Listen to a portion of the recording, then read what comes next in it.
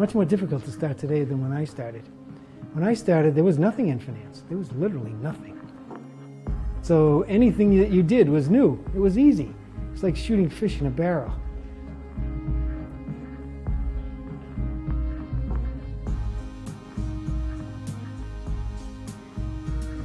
I was really the first big user of computers in finance.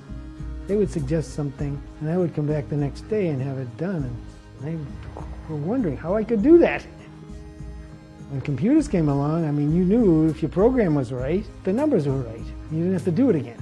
So that was like an opening of the world to statisticians. And that's really how stock prices in efficient markets started. Statisticians and economists were released from the burdens of these calculators.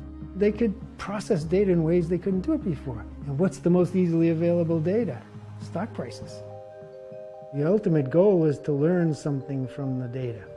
So it's not whether or not your model looks better or worse. It's whether in going through the process you learn something from the data that is in fact true. I mean, it reproduces in other data. And that's kind of been the organizing philosophy of my approach to empirical research, for the whole 50 years of my career.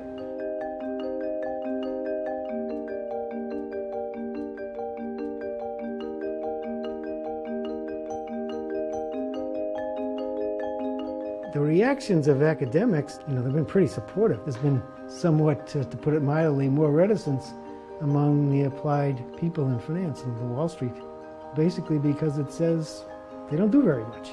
They don't like that, given that they charge high fees for not doing very much.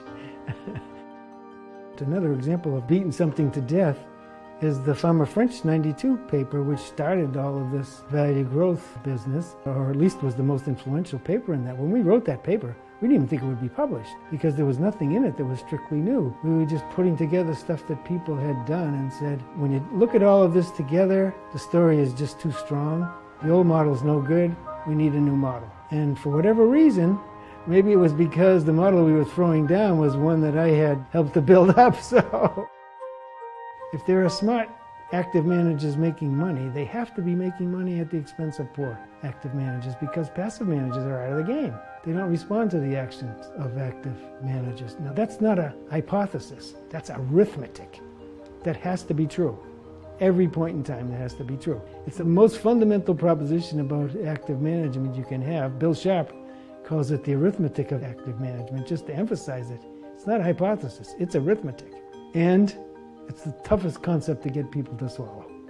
It's like you can't get them to swallow that 1 + 1 is 2, basically. It's mind-boggling.